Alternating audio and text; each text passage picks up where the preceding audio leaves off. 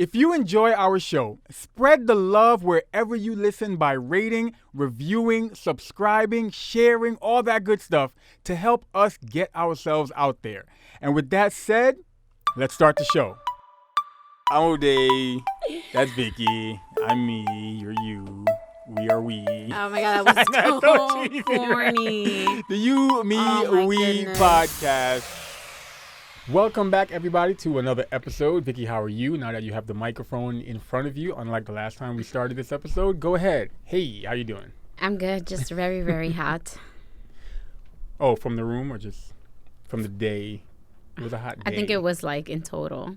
Tell the world what we did. We went to the beach, finally. Outside in the Rona. So, can I be honest? There was definitely a time when I was sitting there. We went to the beach, like Vicky said, and I'm sitting there. And I'm looking at all the people, and I'm looking at us. And I'm like, yo, why are we here?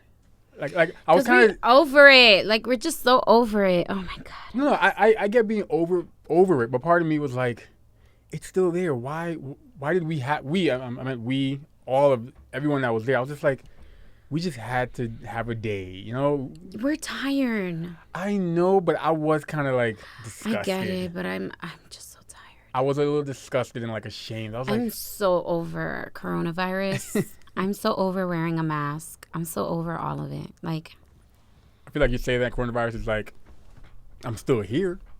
You could be over me, but I'm still here. You know what coronavirus is? That's coronavirus is that meme where it's when your ex tries to block you on everything, but your family's still cool with him, so you still show up to the family event like, because our family and friends can't leave them alone. I mean, it was a fun day. It was hot. it was really hot. No, I think it was decent. It was hot. Yeah.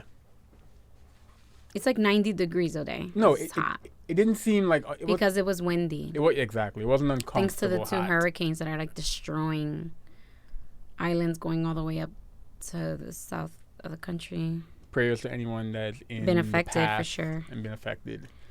So I'm actually unaware of what we agreed on talking about today. And Vicky, you said Yes, because you are unprepared. You said you were gonna surprise me with what it was. I was trying my best to remember what the topic was. Okay, but this is why I was like, let me surprise you with what it was. Why? Because, first of all, we went to the beach with my sorority sister friend, Priscilla, and her mom and her son, our son, Yumi. So we went to the beach with her, and I'm pretty sure that if she listens to this episode, she's going to be like, yo, they're psychos. Weird cycles? Yes. What Because was this we topic? because we sat there for most of the beach trip, like so pissed off at each other, and we were in complete silence. Mm-hmm. And now she's like, and then look at them just being mad chummy now. Like, they're so weird. So the reason why I was like, oh my God, this is so funny is because just how we were from yesterday to right now. Mm-hmm. And the topic is, what is your biggest insecurity and how has it played out in your life? Really? That was it? Your biggest insecurity and how it has affected different areas of your life. So I thought it was interesting because that was the whole beef. So, your biggest insecurities. Yeah. I guess if you want to go plural. Or- but what is the biggest... How was it we worded it? I'm sorry. Can you say it again? No, that's literally how we worded it. Your biggest insecurity and how it has affected different areas of your life. Okay. Well, we said we were going to do the biggest, right? Or we The said we were gonna biggest. pick We're top. going to start with the biggest, and if we Uh-huh. have time, we can go with other insecurities. So, Vicky, what is your biggest? Wait, how do I introduce the topic and now you ask me? I'm asking. You did this to So- me last week. Vicky, I said I would spring it on you and you would know, and then you'd have your answer. what is your biggest insecurity? My biggest insecurity, I would say, is my confidence. That's your insecurity? Your Yes. level of confidence? Is that what you're Yeah. trying to say? Your level of confidence in yourself. Yes. Your level of confidence in yourself in a certain area? Are you Or trying to become my therapist? You like overall. crossed your Yeah, legs. I'm you like, got mad comfortable. So, Vic, I'm getting my pad. So, Vicky, So your level of confidence in a certain area or your overall level of confidence? My overall level of confidence within myself. Mm. Thank you for helping me word that. Mm. So where does this stem from? Where do you think this stemmed from? Mommy issues, daddy issues? Were you bullied as a child? Where do you think I was this never stemmed? bullied as a child. Were you the bully of other children? I did bully kids. I got bullied too, but not until later. And like the story goes, the bullies are just people who are crying on the inside and they want I to be think loved. that's true. Well, we're really making progress. We're really making progress here. All right, let's dig a little deeper. I was gonna throw some lines in that our therapist uses, but At least it shows you're paying attention. Why does it have to be that? Why? But if I make a snarky, sarcastic remark, it's gonna be, what's that? It's gonna be a thing. But anyways, where do you think it stems from? I don't know. We didn't say we were gonna talk about that. You can't just mention it and not dig deep. I thought we were gonna dig deep into what. Once again, because you clearly don't pay attention to me. Okay, then I how said did it your affect? biggest insecurity and how it has affected different areas of your life. Okay, in what ways has that affected? Thank you for going back on topic. Okay, so I would say my lack of self-confidence in different areas of my life. Well, I think that my lack of self-confidence within myself and that in itself spills into anything and everything I do. Okay. It definitely has, like, relationship-wise, I would say because I lacked that confidence, I searched for it within the people I was with. Like, they would validate my self-worth. Mm-hmm. I feel like those are, like, key therapy words. Validate, self-worth. Those are, like, words I associate with, like, people who are having, like, a certain, I don't want to say issues. That sounds so negative. But it's just words I associate with therapy.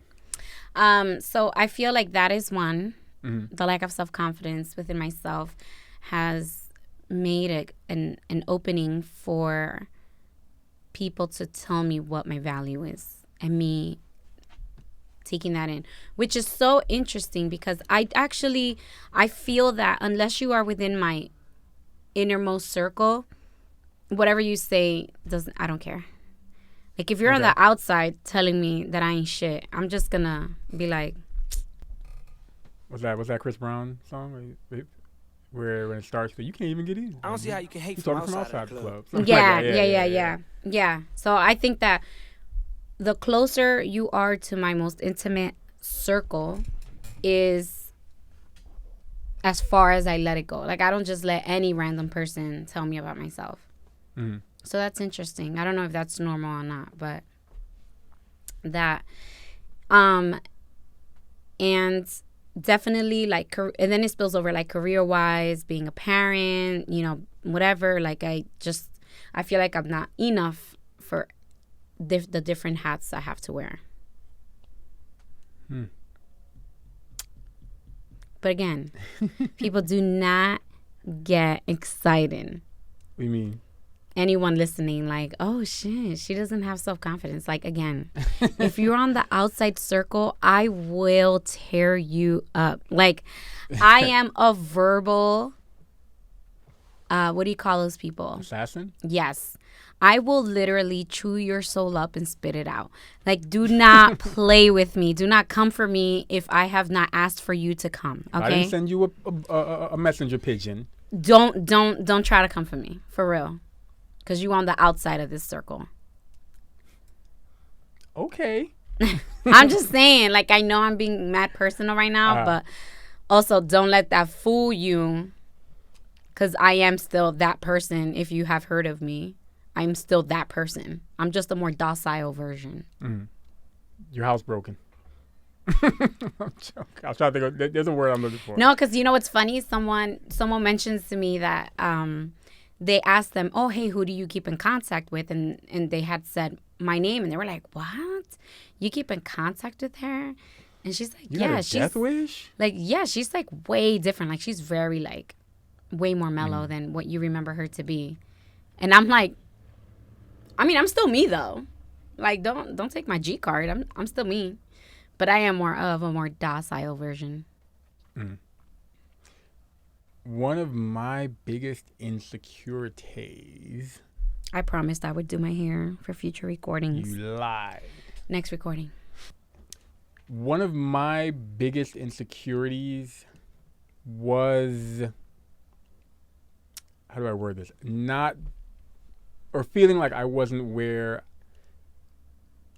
I was supposed to be by like society terms, societal norms, societal terms, whatever. Societal norms. There you go. I wasn't where I was supposed to be as a 25-year-old, or if I have a certain degree, you should have like this kind of job, you should be making this kind of money, and it's affected me because I've made certain decisions based off of that up until that point I was like, oh, I was going off of like passion and what I was happy doing. And an example was, which I mean, it got me to where I am today, like the position I'm in now. When I used to work at a camp, and it was like, I always call it Disney World, best place to work. And the opportunity to jump and join higher ed kind of like came up, and it was a tough, like, I spent the weekend like debating what to do, and it was a tough decision to make because I really loved working at that camp. I was a program director. If you had asked me junior year, where do you see yourself in 10 years, I would have told you, hey, I'm going to be director of a camp or a boys and girls club. Like, that's what I was passionate about. But in making that decision to leave that setting and go to higher ed, I thought to myself, well, Ode, at 24, whatever, however old I was at the time, you should be in a suit and tie kind of job. That's where you should be. That's what you're supposed to be doing at your age. You're supposed to have a job at the. I kind of gave into that whole thing that we said a while back. I think when Tony was on the show, Lessons from Tony, we talked about our Caribbean, West Indian parents having that whole. You come to America and your children grow up. You get your degree and you get a city job. I think, and that's what I did it because I felt like that's what you're supposed to be. So I was always insecure about, or feeling like I'm not where I'm supposed to be. Mm-hmm. I'm not making the salary I should be making, and it will cause some insecurities. And I could see that happening to, and I'm not being sexist. I could see that happening to a lot of men because of pressures to things they feel like they've been told they have to live up to. So certain pressures to be a man. So I feel like I've given into some of those, and it's caused some insecurities. Yeah. That was because I was gonna be like, what examples? I gave you an example. I know, but it was funny that you went right into it. Because I don't mind sharing right away. I don't have to be forced to share. Oh, you don't? I don't. That's interesting. Okay. Why are we in therapy? What's another insecurity? Why are we in therapy? That's not one of the reasons. Go ahead. Let me see. Another insecurity, I would say, I don't know if it's an insecurity, more of like a debate. Like, mm-hmm. What do you call that? When you flip-flop. There's another word. Teeter? Yeah. On caring about other people's opinions and not. How's this tying into being an insecurity? Help me out. Because I feel like when you care about other people's opinions, there is something that you feel that makes you feel like you have to do that. Mm. Like you have to care because, it will make you look bad to other people and you don't want to look bad in front of them. And so that's something important to you. But I feel like people who are so self-assured don't care what people think because it's nothing to them. Like I always, that's what I'm saying. I teeter between what that means and whether that is an insecurity or a preference. Like by caring about what other people think, am I feeding into an insecurity of myself? Therefore, tying back to my confidence thing. It all comes together. Like I feel like all my insecurity goes to there. It always goes to my confidence. And then my confidence, I feel like my confidence is like the umbrella, and then everything under it is stemming from that. So like there's like different versions of it. There's the validation, there's the self-worth, there's the courage, there's, I'm trying to think like all the areas it affects me. And even like, so like let's say it's those three, right? And then you break those down. Validation from family, validation from friends, validation from relationships, and then it's like self-worth, not putting it in other people's hands, taking control of that for myself. Like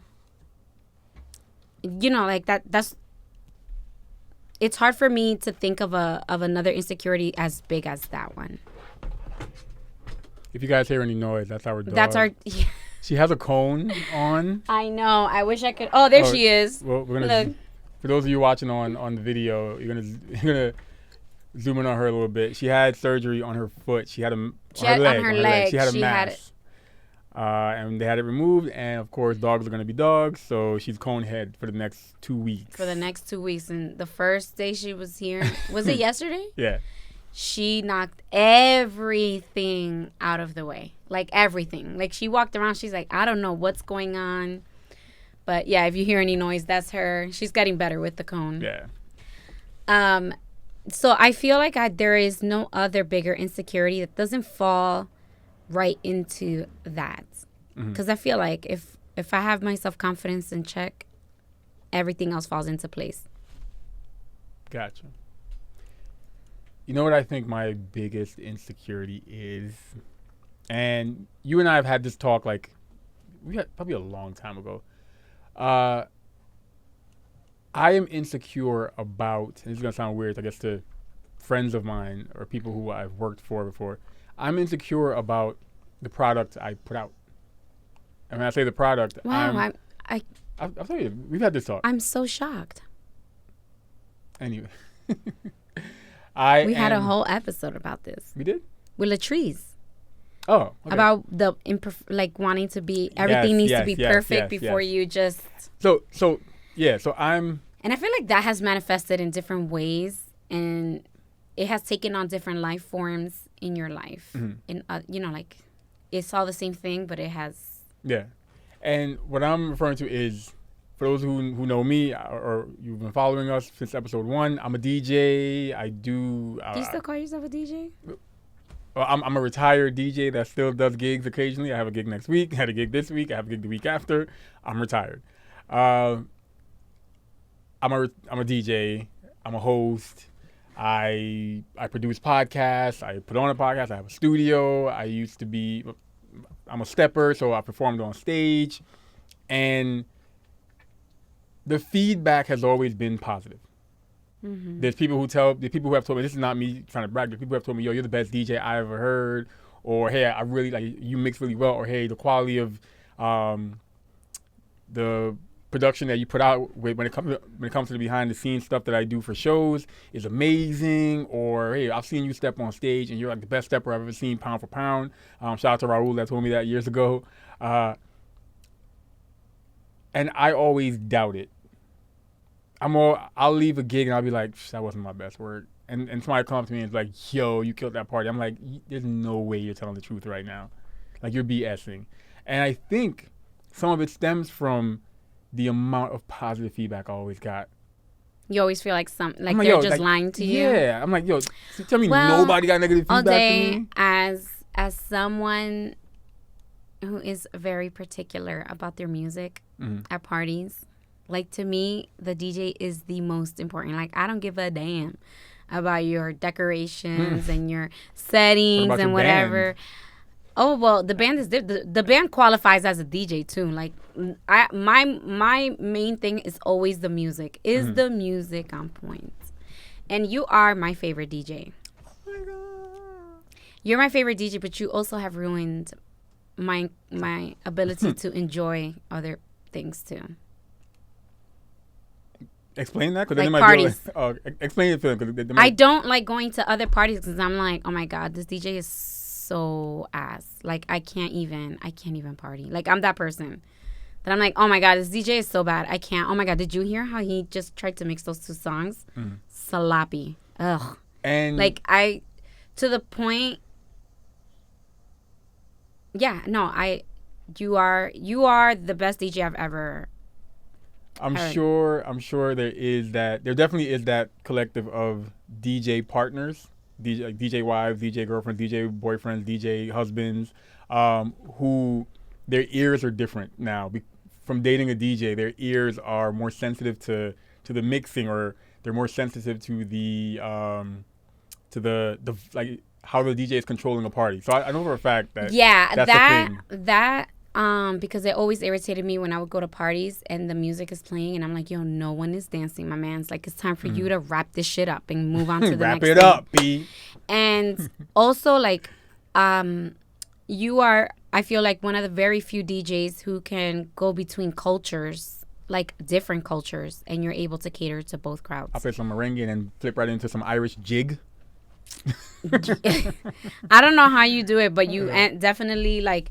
To me, I've always been impressed by the fact that people think you're Dominican when you DJ like Dominican ass parties. Literally, and Dominican. Like, so to me, I'm like, that is the stamp of approval. I think that Dominican men will come up to you, talking to you in Spanish, asking you for a song, and they don't realize that you are not Dominican. The one that did it for me was a fundraiser for a town in DR, and I was just like, so this was like from beginning to end. Like I wasn't blending in some hip hop or reggae. No, it was just típico all night. Like I've been to those parties. I like those parties. We want to feel like we're in the campo all night, and I did get from beginning to end.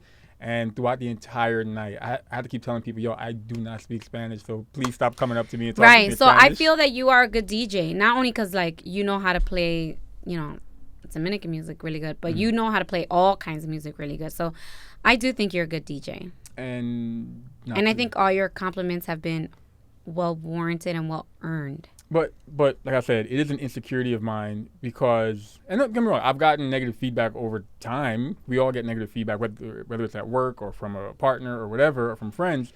But when it comes to the things I do feel like I've gotten complimented a lot to the point where it's caused me to doubt some of it. And it's also caused me to have what Lessons from Tony called analysis paralysis. Was that it?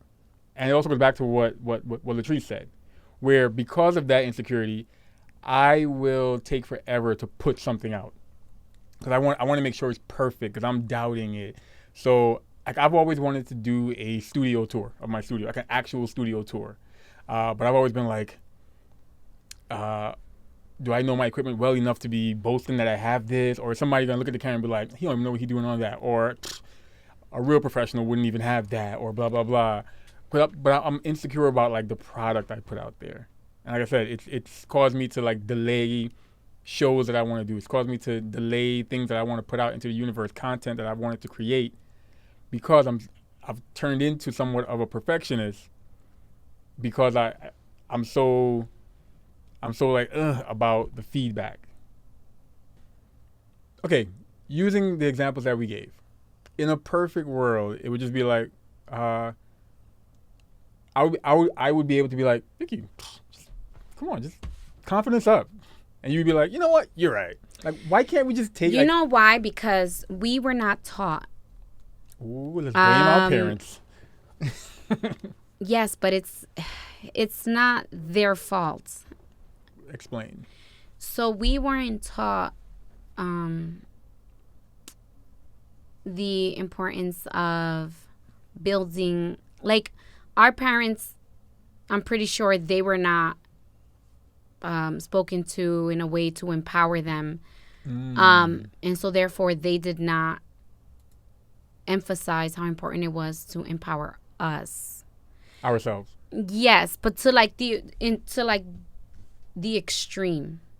So that should someone come and rock our confidence or anything, they can't get to it because we not only to empower us, but they didn't teach us how to empower ourselves and how important it was to always take, like always keep your mental in check, keep your confidence in check, and why that's important.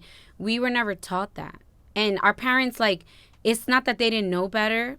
Some may have not known better, but I also feel like our parents are immigrants. They came here to work, and their main thing was, I'm gonna provide for you so that I brought you to this country, or I made way for myself to get to this country because this is the land of opportunity, and I want you to have more opportunities. So therefore, I'm gonna do what I gotta do to make sure that you get to that end, so that you can get into college and create opportunities.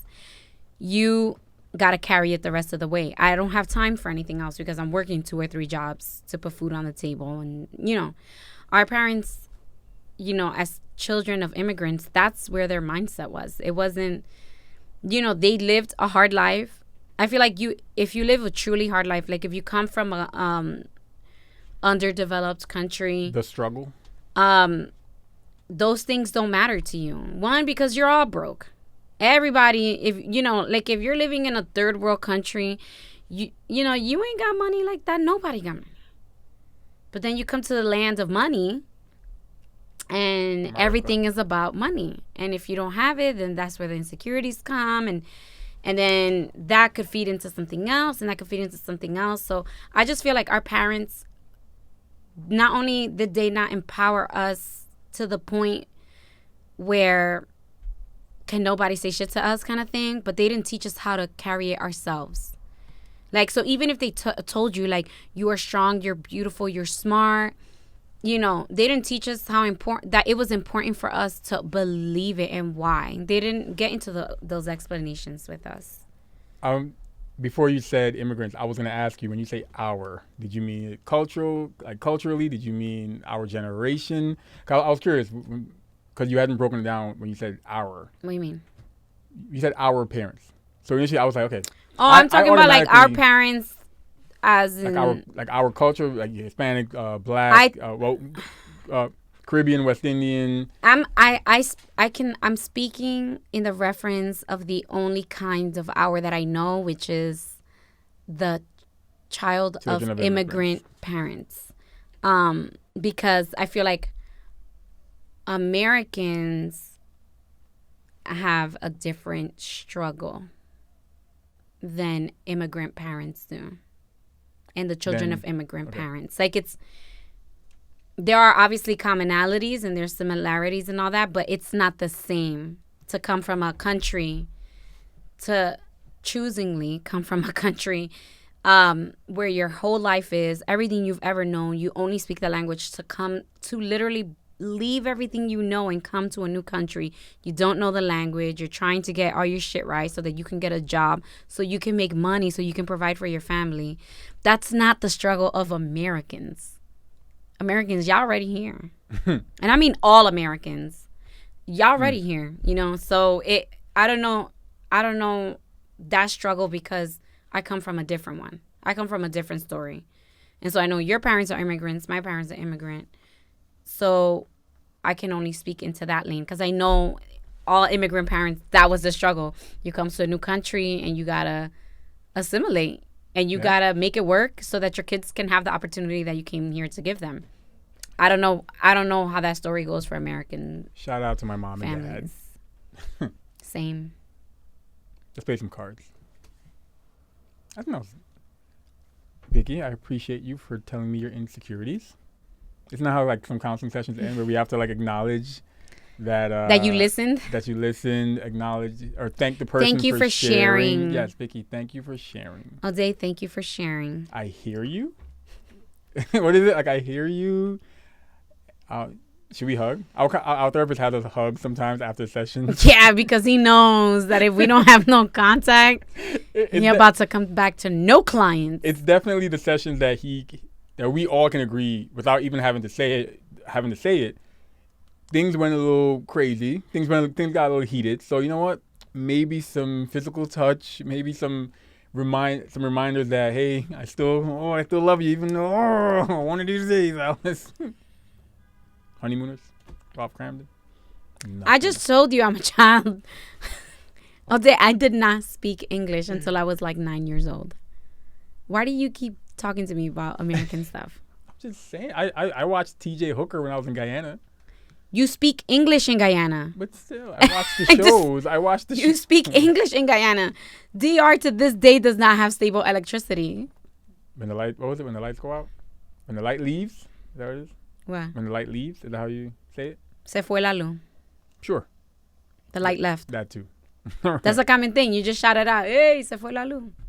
And the person next door is like, duh, I know. I mean, no, you shout it out to everyone who's outside. Se fue la luz. Like, just giving them a heads up. Like, don't come in and try to turn on the TV because there's no electricity.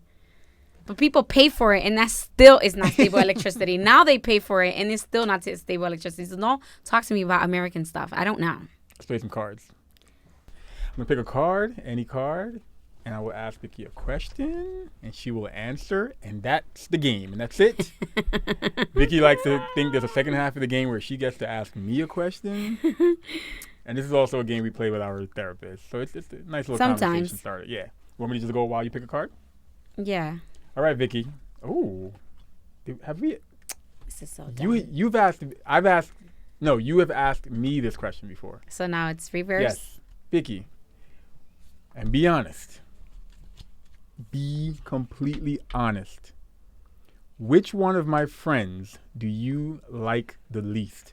Actually, we did have that No. question. The question I got was, which one of your friends do I not trust? And I said I didn't trust Karen to not hold you down. To not hold me accountable, not hold me down. That was the problem. Same thing. To not hold you down. No, hold me down, which means to not have my back.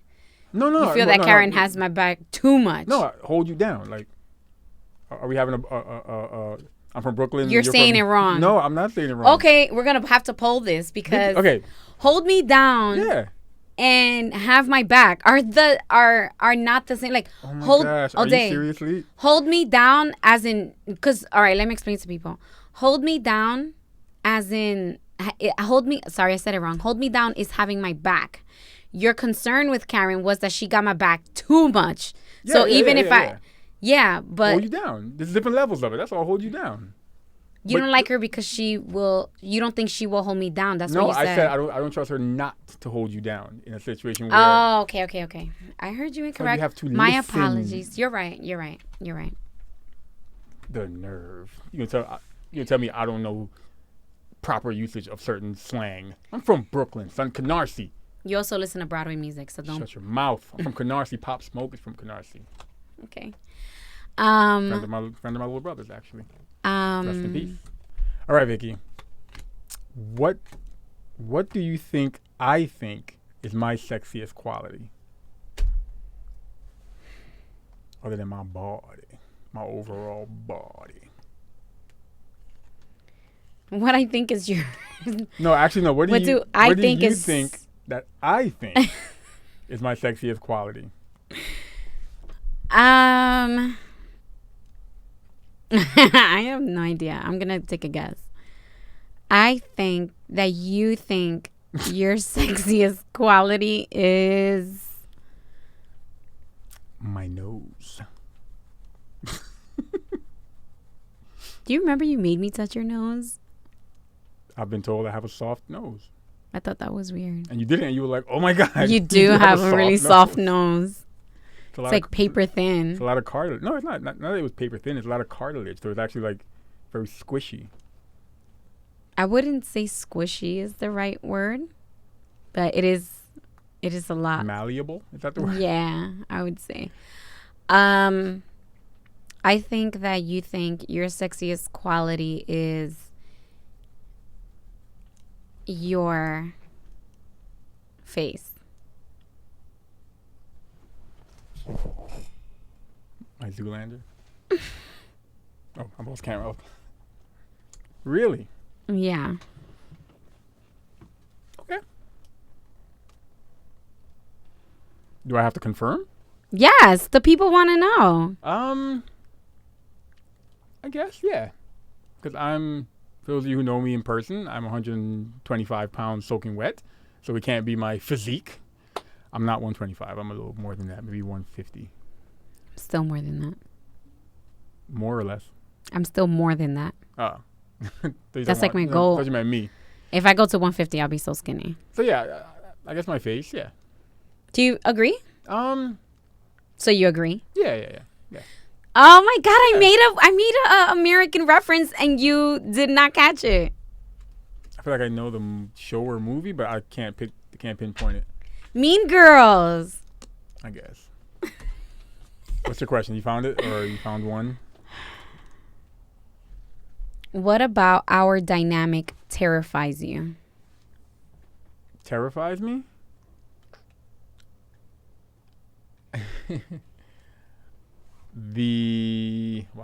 What about our dynamic terrifies me? Or would you like a more lighthearted question? No. Yeah, let's go with lighthearted. Okay. But my answer to that would have been what you said earlier about the reaction that Priscilla might have. Like that cycle we go through sometimes of we're angry, we're good, we're angry, that vicious cycle. So that would have been my answer to that. Mm-hmm. So let's go with something more lighthearted. What about... Oh. What? I was going to ask you some question again. I didn't realize I didn't put it away. What do you love and hate about the way I dress? Remember? There's nothing I hate about how you dress now. I like how you dress. Even during quarantine while we're home? Oh, you mean like in the house? Yes. Why don't we do in the house? Because we've been quarantined for like 5 years. So... what do you love and hate about the way I've been dressing during quarantine? There's this, you know what? Damn, yo, she's about to get real. Here's my answer. So the question is, what do you love and hate? What do I love and hate about how you dress in quarantine, right? Yes, that's what we're rephrasing it as. I need you to accept my answer as is. Which means don't ask you questions. I do not know if it's more love or hate. I have a love-hate relationship with this type of house garment that you wear. I believe you have a name for it in your culture. We call it a bata. Describe that. Let me see if it's just like a long shirt. There's another name for it that I'm thinking. It's not. I don't wear a house coat. Is there another name for that? You posted about it one time and you said I got a new this. It's not like an old school like Scrooge, Ebenezer Scrooge pajama. It's like this. It's just like a really long shirt. Yeah, I don't know if I have a love. I don't know if I love or hate that's it. called a bata. That might have been the word. Yeah, I don't know. I don't know where I am with it. I don't Why? know. Because I like that it's. Whenever I look at it, I do see culture with it. Some people might not, but I see culture with it because it's not something that you're gonna see somebody wearing on an ABC show. You know? No, you're not. They're not gonna so I do see some kind of culture with it. But then Americans wear matching sets. Yeah. And I don't. And then sometimes I'll look at it, I'm just like, I see the culture and I like it. Then other times I'm like, that's the best I can describe it. I look at it like, huh?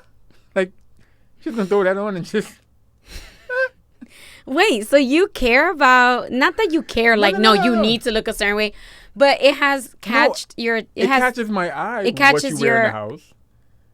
Like, I'm sure there's times when I'll throw on like a weird combination of something just to be in the house, and I know you're probably thinking, if a friend walked in right now, I never think better that. Go change. I never think that. But I know there's times when I just throw something on, and there's times when I might have a nice combination of a plain white tee and black basketball shorts. And it may sound simple, but I'm sure it looks more presentable. So wait, is my bata your love and hate? Yeah. What? I don't know. Get the fuck out of here with your easy answer. I have a love-hate relationship with it. Okay, easy answer. Okay. Let's end on a positive note like we do in therapy. Anybody you want to shout out, Vicky? Myself. Really? No. Go ahead. We just talked about my insecurities. I thought maybe I got to you in a positive way. Who you want to shout out? Or what do you want to shout out? I want to shout out this book that I'm reading, Mm-hmm. which is interesting because I'm listening to the audio for free. So you're not reading it. You got ahead of yourself. That's why you need to listen. Go ahead. I'm listening to the original audio. The book was written in 1941. Wow. And When you say original audio. like the person reading it is reading the original book. Oh, okay. Okay. So the book has been updated because, you know, there's like some not PC things they say there. They should have kept that. Oh, you're hearing both, I guess. So I'm listening to someone read the original book, Mm-hmm. and I have the updated book because that's the only one I could find. So it's interesting to listen to the original book being read, and I have to hit pause a lot because I can't follow it properly because they've taken out, you know, I'm talking about Asian people, Black people. In certain ways. Yeah. But not in a bad way. They're just talking about them. Probably using terms that weren't They're more like colored and, you know, making a reference to Asian people's eyes and stuff like that. It doesn't take away from the message. Mm-hmm. That's why I'm pretty sure they were like, yeah, we can take this shit out because this don't serve no purpose but to just anger Gotcha. people. But it is a really good book, and I constantly hear people talking about it, how it's a really, really good book. So I decided to give it a listen. And the book immediately says, read a chapter a day. And that's what I've been doing. I've been listening to a chapter a day. And I think everyone should listen to the book. It's called Think and Grow Rich. I have the book, but I'm glad that I have it because I underline things, and it says like get really interactive with this book. Like this book should become not your Bible, because I know some people are gonna get mad, offended about that, but that this book should become like it should become your point of reference, and so that thing is so ingrained in your brain that if somebody were to say a message about the book, that you'd be like, oh, that's chapter whatever. And I think it's a really good book, and I think everyone should read the book. And yes, it's about money, right? Because rich equals money, but it's about perspective. It's not so much like, you know, Think and Grow Rich in money. It's Think and Grow Rich in perspective. That's why I highlight the word think. And I think it's a great book, and I think everyone should read it. So awesome. I am bigging myself up for reading the book. And off of that book, I'm creating a mastermind group, which is so crazy because I've been seeing someone post about a mastermind group, and I did not know what that meant. And then I started reading the book, and I was like, oh my God, this is a mastermind. So a mastermind is pretty much like a pool of people, like maybe 8 to 10 people, 6 to 8, 8 to 10, depends, no bigger than that, with people that are like hyper focused, and they give you encouragement. You check in. It's like accountability partners. But you have to make sure that the people that you have in your mastermind group are go-getters. They're not soul suckers. Okay. So I'm very carefully crafting a mastermind group of women. I'll probably cap it at 6. How many you got so far? So far, I have 4, including me. Yeah. No men allowed? I would like to have a man in the group. If I have a man, I need to have at least 2. I can't have just one, because I feel like men, for some reason. That clip right there. I know. I just feel like for some reason, men will feel awkward if it's all women in a mastermind group. Because this group is not specific. Like some mastermind groups are subject specific, like real estate or investing or saving or styling or whatever it is, you know, according to your field of work or whatever. But this is not going to be that. This is more like a self-evolution kind of mastermind group of go-getter people. Okay. Who always tap in and want to give encouragement and receive encouragement. So I'm working on that mastermind group and how that would entail and how that would thing. And you usually meet like once a week. Obviously, in the age of 2020, everything's done virtual, not just because of coronavirus, but yeah, that's pretty much what it is. And some mastermind groups go for years. Some people pay to be in them because they're just so powerful. So yeah. Our son just woke up. I just heard him. So I want to shout out some talented friends of mine. Definitely, when you get a chance on Instagram, go and visit Little Local Taste. Yeah, it's always making me hungry. Yes, Little Local Taste. It's a page ran by 2 foodies. Check them out. So Little Local Taste. Go to their page, and you are going to hate scrolling through it because, it's like Vicky said, it's going to make you hungry. You're going to want to find out exactly where this picture of this food item came from, and then you're going to find out you can't go there right now because some of you are still on quarantine. And they make stuff themselves sometimes, and it looks so good. So I'm just waiting for the invitation, you know what I'm saying? Exactly. So definitely check out Little Local Taste on Instagram.